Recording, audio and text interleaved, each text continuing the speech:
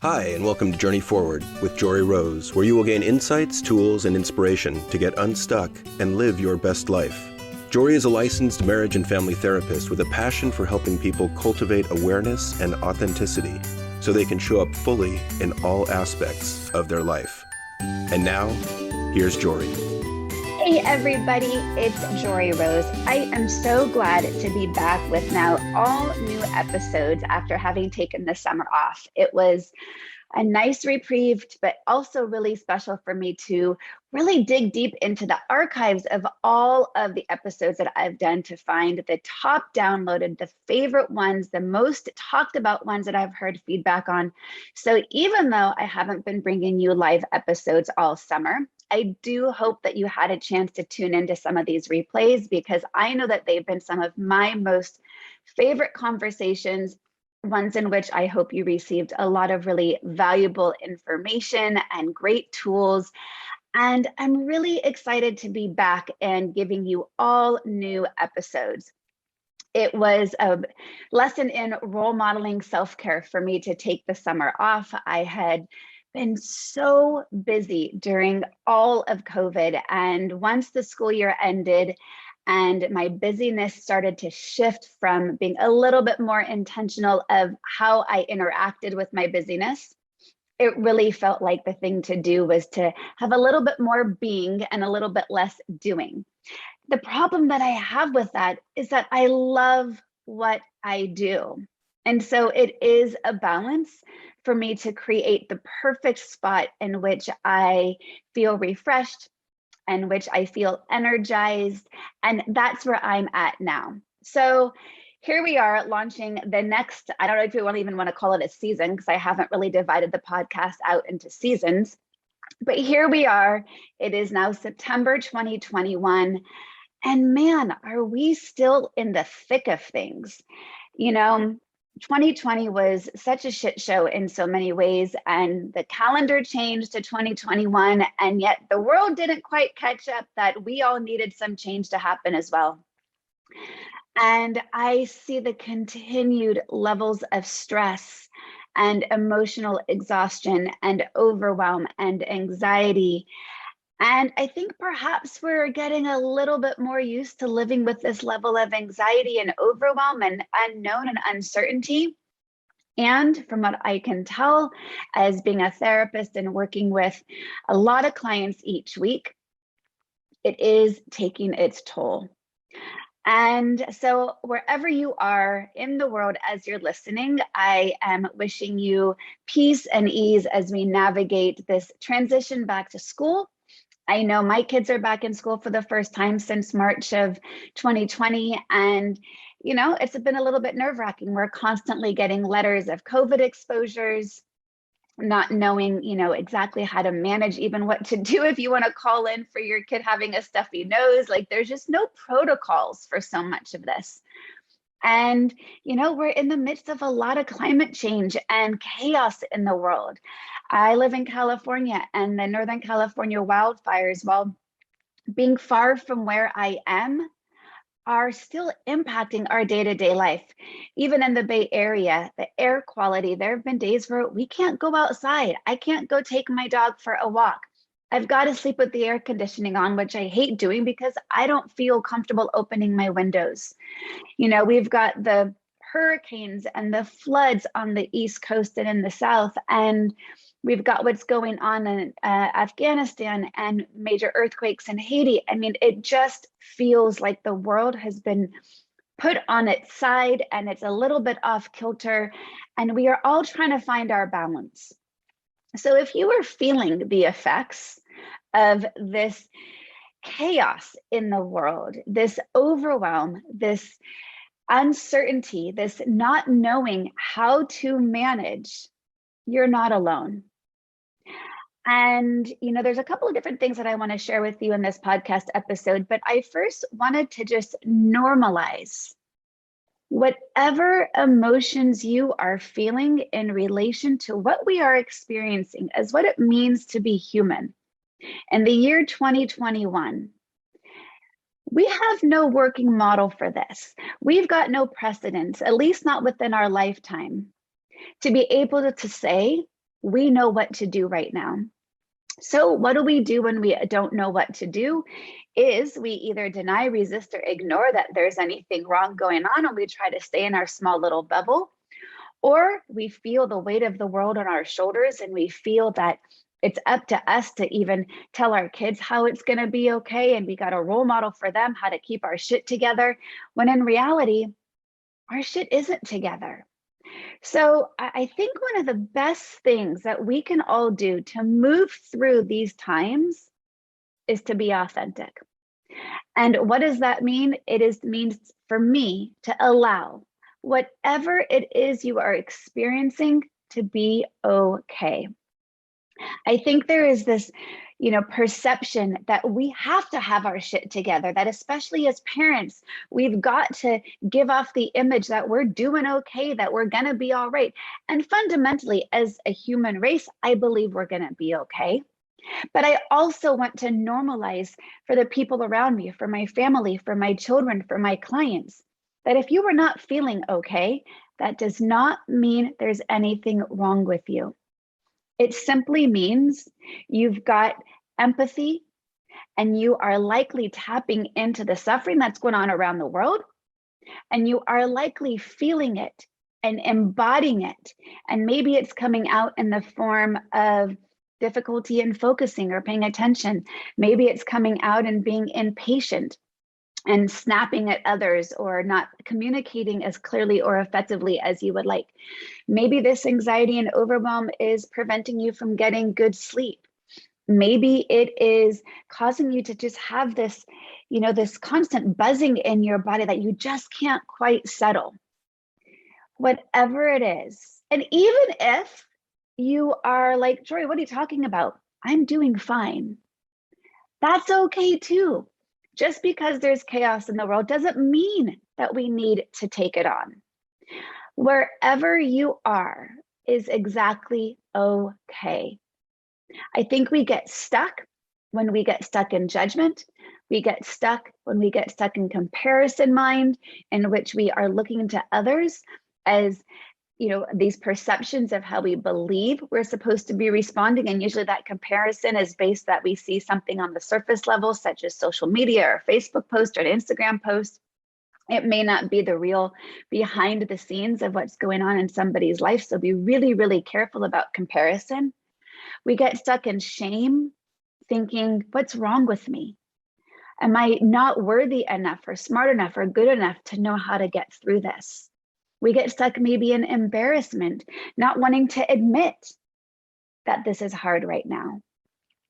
If any of those resonated, I just want to offer you the self-compassion to say, my favorite, most self-compassionate phrase is to say, this is really hard right now. Now, notice the tone of voice that I said that with. I didn't say it with a judgy tone. I didn't put myself down as if to, beat myself up that I'm having a hard time. Just really with a tone of kindness, with a gesture and a posture of self-compassion, maybe even putting your hand over your heart or giving yourself a hug or like a little rub of the shoulder, a pat on the back. Like just surviving right now is more than enough.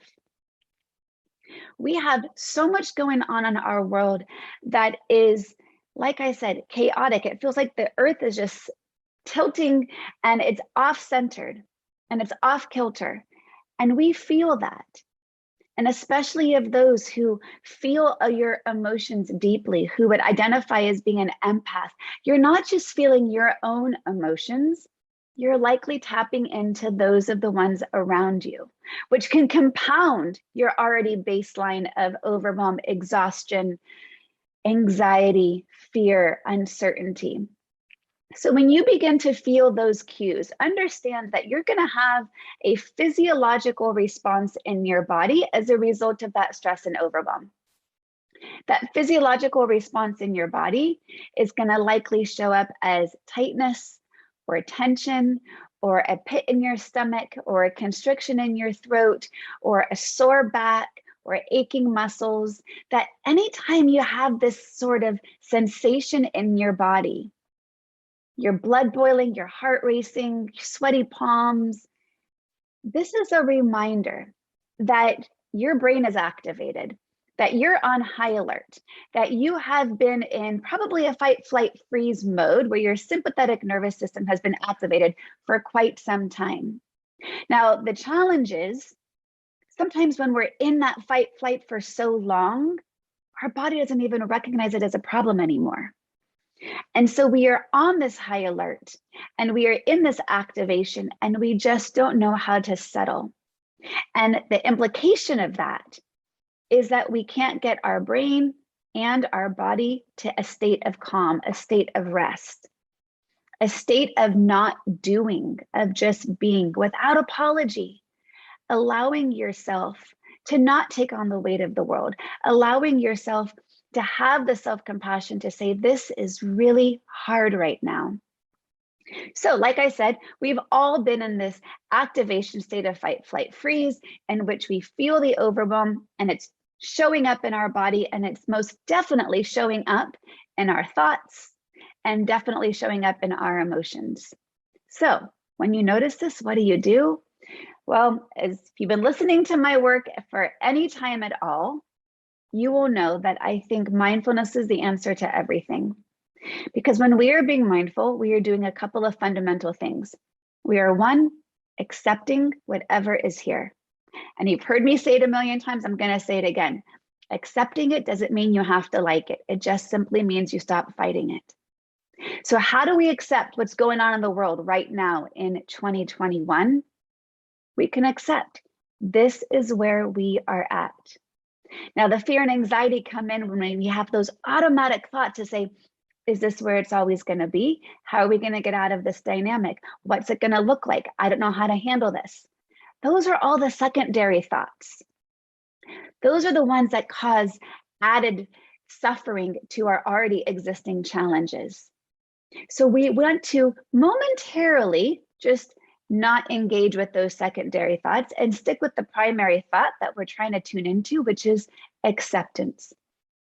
Knowing that the more we fight it, the more we resist it, judge it, deny it, ignore it, or even worse, ask, why is this happening? Now, why is the number one area where I see people getting stuck and not being able to accept what's happening. So here's the hard truth. There's often no reason why. How would you relate differently to all the challenges in your life if you were okay in not knowing why it happened? We want answers, we want reasons. We feel that if we have a reason or an understanding or there's logic or rationality to the chaos in our life, then we'll be able to handle it better, which is actually a misconception, because even if you knew why, that does not necessarily mean your emotional management would all of a sudden be at ease. So noticing our patterns and how we relate to the chaos around us. Make a note to yourself of all the things that I just listed. Do you tend to resist and deny or ignore? Do you tend to judge it? Do you tend to judge yourself? Do you tend to seek solution? If I can just fix it, then I'll be okay. Well, a lot of these problems right now aren't really fixable. And in fact, if you even, take it to a broader perspective of looking at relationships, the research in relationship conflict is that 2/3 of problems aren't solvable. So how might you relate differently in your relationship if you knew that 2/3 of the issues that you're struggling with, there was no actual way to solve it? So if we can't solve it, what do? So first thing we do is we accept this challenge is here and it's hard. Okay, so the number one thing with mindfulness is accepting what's arising in the present moment. The second thing, how can I have compassion rather than judgment for myself? Easier said than done. As I've already said in this episode, my favorite self-compassionate phrase is to just simply say, this is really hard right now. And I'm already getting through it. Because again, if you've been listening to me at all over the years, you know that I have said many times, you have a 100% success rate of getting through every single thing you never thought you could. I didn't say you got through it easily. I didn't say it didn't maybe look a little messy in the meantime, during the progress of it all. And you've still gotten through it. And whatever you're going through right now, yes, you are already getting through it, even if it's hard, even if you don't like it, even if you feel ungrounded and uncentered and the earth's kilter is throwing you off, it's understandable. So we can accept what's arising. We can have compassion rather than judging it. And the next I'm not going to say last because there's so many, but if I'm going like with pure fundamentals of what I want to teach about mindfulness, is how can I stay present? And I'm going to talk a little bit more about this in a minute, about some of the challenges with staying too present. However, if you can stay present and not future trip, it will make whatever it is we're going through a little bit easier. Because our tendency is to not be present, because especially when what's present is hard, we want to get out of that hard situation. So we either have our attention go to the past at a time when it was easier, actually a time where we perceive that it was easier. It's kind of funny how sometimes our mind can play tricks with us and have a creative interpretation of our past, where we can, want to believe it was easier because we're not really in the moment anymore. And we don't really remember all of the hardships that got us there. We're just highlighting the good, the positive reels. So we tend to go to the past. We tend to over-identify with what was better about the past. Or another way is we tend to jump to the future. And sometimes that jumping to the future can be more anxiety provoking because it's more of a what if and an unknown. But sometimes we want to have that magical thinking of, if only I can do X, Y, or Z, then it's going to be all better. The reality is, and we've got time-tested thousands of years of contemplative practice to prove this, as well as research in the brain to show, when we can stay more present, it is going to make it easier for us to get through whatever it is that we're facing. So acceptance, compassion, and presence are the three things that I would invite you to really remember whenever you're feeling really stuck. And as I've said, there is enough for all of us to want to curl up into the fetal position, get on our couch, throw a blanket over our head, put some good Netflix on in the background, and just tune out. So the mere fact that you're listening to this right now means you are already getting through it. It doesn't have to look pretty. It doesn't have to look put together. You don't have to be role modeling every single perfect thing to your kids. I want you to role model the authenticity. And what does that mean?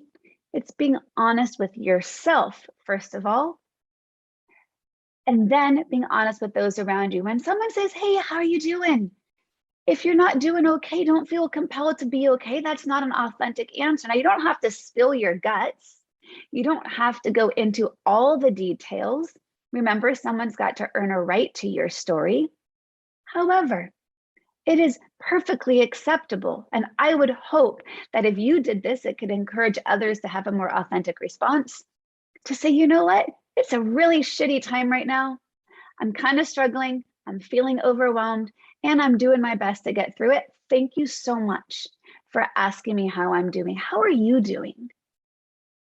That to me is an authentic response, because when we can give more room for what we're really feeling, when we can give ourselves permission to honor it, to acknowledge it, to voice it, to make it a real response, you know what's actually going to happen? We're going to start to feel a little bit better, because it is in reaction to fighting against it that continues to make it harder for us.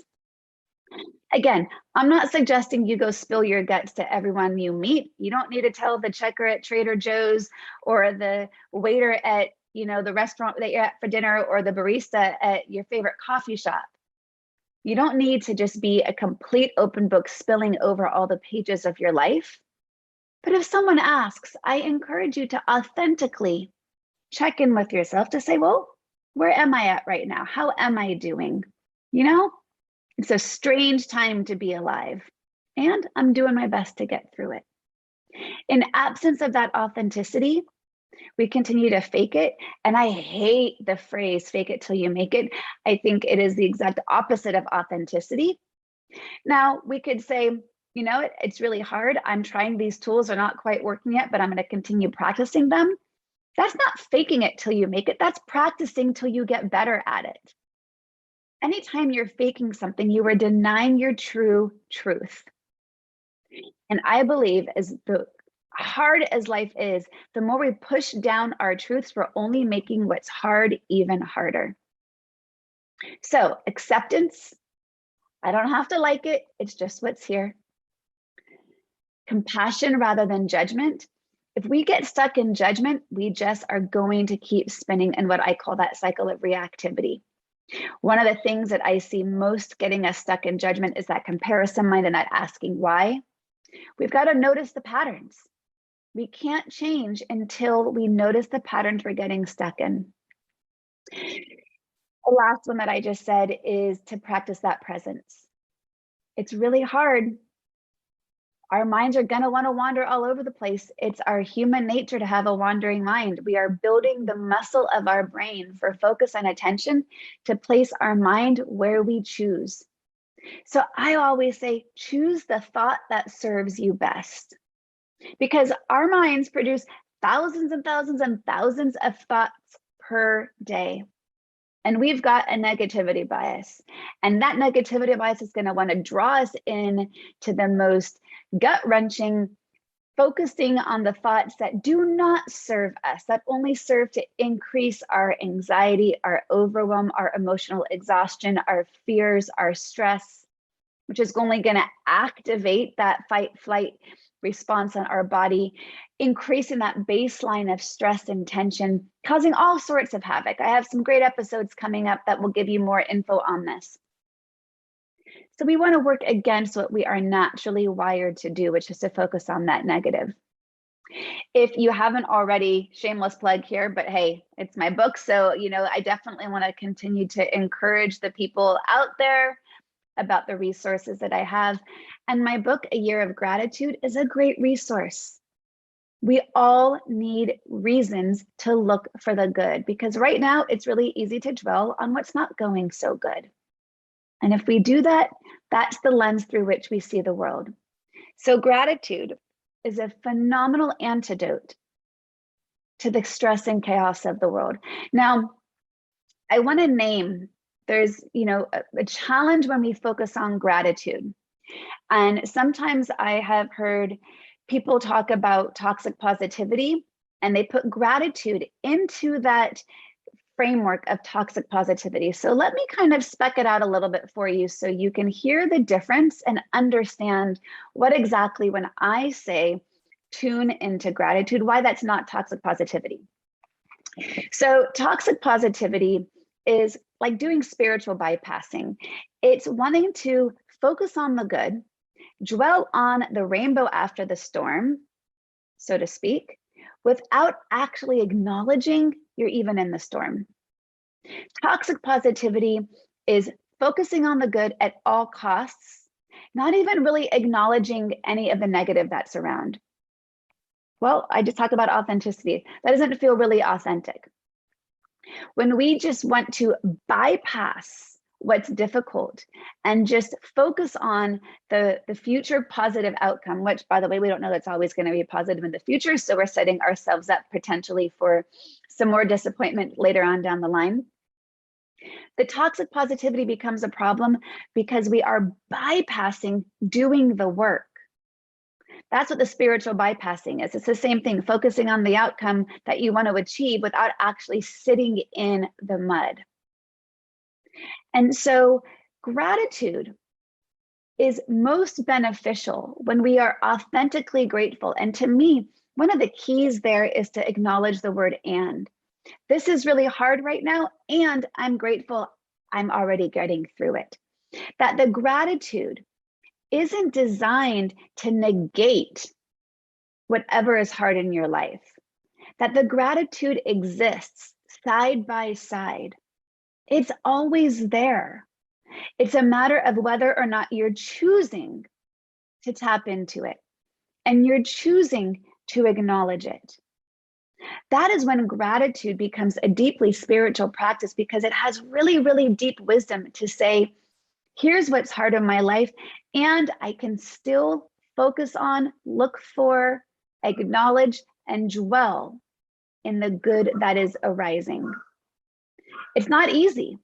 And especially if what you are going through is really hard right now, let me remind you, there is always, always something to be grateful for. And when I'm having a hard day and I'm feeling overwhelmed, you know, one of the things that I am most grateful for is when I can look outside or go outside and see blue skies and breathe fresh air.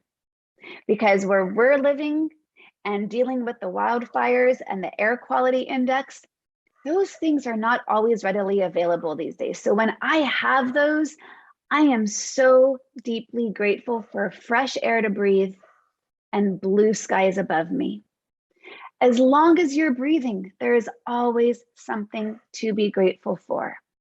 It can be small. Wow, my glass of water is so refreshing right now. I am so grateful to have clean water to drink. You know, after I went to Ecuador in 2019 and was in the middle of the Amazon with my daughter, and we were working in small villages that did not have clean water if it weren't for the organization we were volunteering with, and whose family members and children died from drinking dirty water.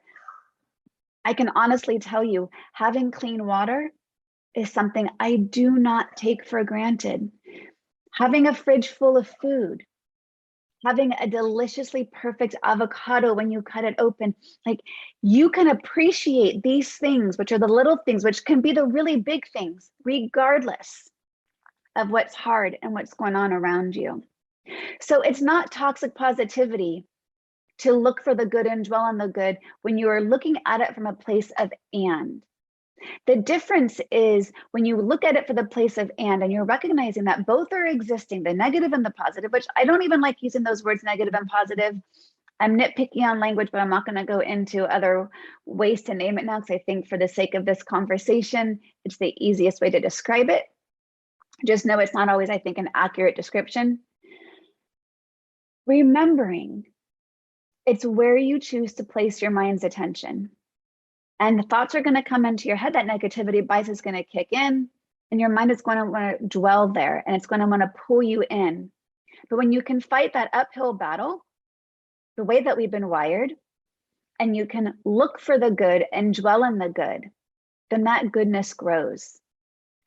It becomes toxic positivity when you're looking for the good as a way of ignoring the hardships, as a way of denying or dismissing that those negative aspects are still there. The wisdom comes in the and accepting both. And in the wisdom of knowing, the more I choose to dwell in the positivity of my life, in the goodness of the small and the very big things, the easier it becomes to manage the hardships. That's how we want to do it. We don't want to just bypass the hardships, because that's part of living, that's part of growing, that's part of being a human being. I did want to loop back around. I did say I was going to mention something on presence. And I think that there is also a challenge of being too present. And I was working with a client recently, and I started joking about this idea of toxic presence. Now, what do I mean by toxic presence? I need to be able to differentiate that mindfulness is about being present, but we're not trying to deny or exist that there is a future out there. We just don't want to dwell in the future in a way to take away what's happening right now. Whether we're dwelling in what ifs, where it's becoming a worry or an anxiety or a concern about the unknown, or we're dwelling in something we're looking forward to so much, and we are using it as a way to detach from what's happening right now, right? Toxic positivity and toxic presence, I think the overlap that I see and that I want to draw a comparison to. Toxic presence is a problem when we are living so much in the present that we're denying the future is even there. We're not planning for it, we're not preparing for it, we're just in denial. And it becomes an unhealthy coping mechanism for the fears of the unknown, for that unknown future. So it's all a balance, right? I remember my ex-husband and I used to get into this playful kind of argument around parts of this definition of mindfulness about being present. And he would challenge me and say, well, we've got to plan for the future. I said, yes, 100%. That's not what mindfulness is about. It's not about not planning for the future. We've got to save for retirement. We've got to save for college. We've got to make plans for the weekend. We got to schedule vacations months in advance. Like, yes, we've got to plan for the future. The problem is when we are stuck in the future as a way of detaching from what's happening in the present. But I also think this toxic presence becomes a problem when we are so overly focused on the present that we are detaching from a potential future that we don't want to acknowledge. So in the end, it's all about balance. And the root of being able to get to balance to me is, how can I create greater awareness? I think awareness is the number one overarching tool to be practicing. To me, it's what actually defines mindfulness, is simply just to be aware, to get off of autopilot, to get off, the hamster wheel of our own lives, to get off all of our shoulds and our expectations, and just to notice and be aware. And once we're aware, we have a choice. Am I going to accept what's happening in this moment? Or am I going to deny, resist, ignore, or judge it? Am I going to be aware of my judgments in this moment, or am I going to be aware of how I can choose to tap into compassion? Am I going to be aware of where my mind's attention is resting, whether it's dwelling in the past or in the future? Or can I compassionately and with awareness and authenticity be in the present moment, knowing this moment is impermanent? This too shall pass. The good moment and the bad moment, all of it is impermanent. So I hope you guys found some resonance in all the things that I was sharing. It's just kind of a rambling of what's been on my mind, of what we're facing right now, of just the hardships of being human in 2021.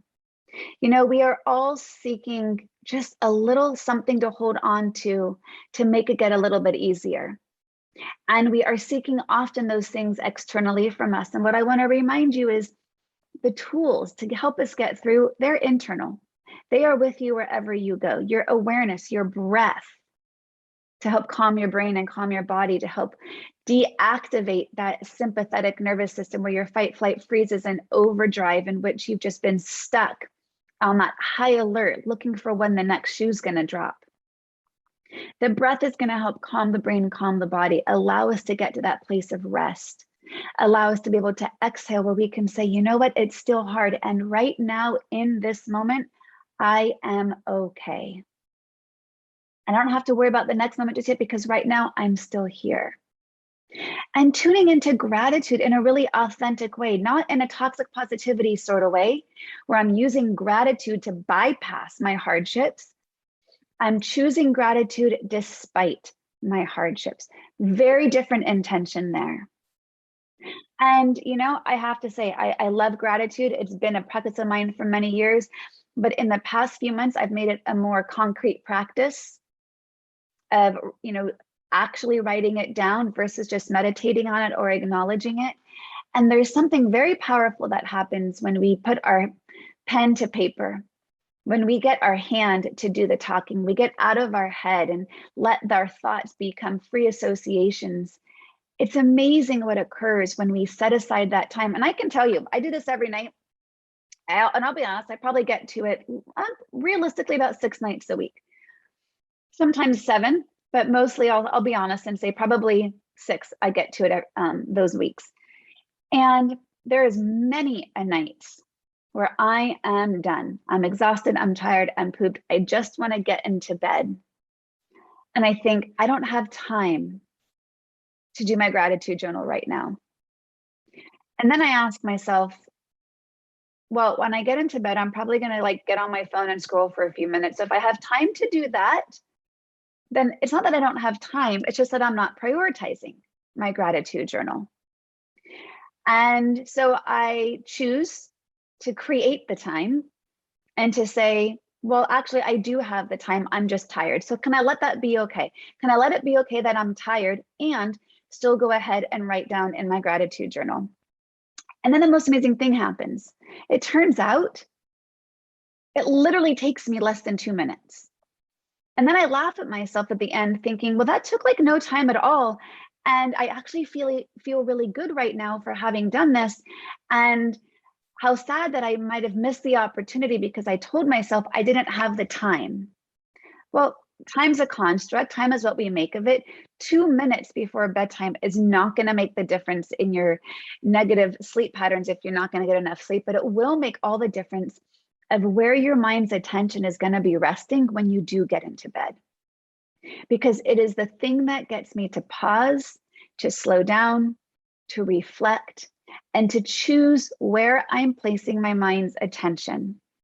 And by doing my gratitude journal at night, I am honing in on what went well that day, what I am deeply grateful for, no matter how surface level it is, like the new pair of jeans I just got that fit awesome, that I feel really good in. That is something to be grateful for. It doesn't always have to be some big, deep thing that is life-changing. No, it's the little things. It's tuning into those small moments. So if you ever get stuck in that I don't have time mentality, I'm going to call bullshit on that and say you do have time. You're just choosing not to spend it on this. And I don't say that with judgment. I say that with love because I get stuck there too. So I've had to learn to reframe the thoughts in my own mind, which are trying to tell me I don't have the time, and actually create the time. Because if it's a value of mine, I will create the time for it. So I hope that, again, this resonates with you. I hope that you feel heard and seen and validated, that it's hard to be human in 2021, and that whatever you're experiencing is okay. Whatever you are experiencing is normal. There's no working model to know how to go through an ongoing pandemic, to know how to manage intense climate change and unknown political uprisings, and to manage what do we do when things feel uncertain. So there's no rule book for this, but we do have tools, and the tools will help. So I hope that you found these helpful. Again, I really hope that you feel validated in wherever you're at. And if for some reason, none of this resonated with you, and you're like, Jory, you know what? Life's a shit show around me, but I am doing great. That is fantastic. Then you are not necessarily denying, dismissing, or ignoring what's going on around the world. Maybe you have found it to be protective to stay in a little bubble and to tune into just immediately what's in front of you. And that's okay too. And if that's where you're at, I want to honor that. Maybe that works for you, but perhaps there are people around you who are not able to stay in the bubble. And if your coping mechanism for managing the chaos that is the world right now is to stay very much inner focused and not tuning into too much of the outside world, just be aware that that might not be where someone else is at. And perhaps they need your acceptance of their overwhelm or their anxiety. Perhaps they need your compassion to say, yeah, I get it. We all have our different ways of moving through this. So, we just need to love on one another, be kind to one another, have compassion for the times that we're in and for whichever way that we're moving through it. And if the tools did not resonate because you don't need them, great. Maybe somebody else does that you can offer and share them to. And if these tools did resonate, I really hope that you can continue to practice them. And we're not looking for big change to occur. We're looking for that 1% shift to just help make it be a little bit easier in any given moment, to help let that steam off and not have to hold it all so tightly. So I am wishing all of you meditations of loving kindness in which I extend offerings of health and peace and wellness and ease in spite of what's going on around us. And that is what mindfulness offers, is it gives us that framework and it gives us that foundation to say, all of this suffering is arising around me and I'm still getting through it. Thanks you guys so much for tuning in, and I am so happy to be back with all new episodes. I've got some great interviews for you guys, things that I have really valued in having these conversations, and I've got so much more that I want to share. So thanks again, and take care and be well. To continue your journey forward, find Jory Rose on Facebook and Instagram. To to become part of her growing community.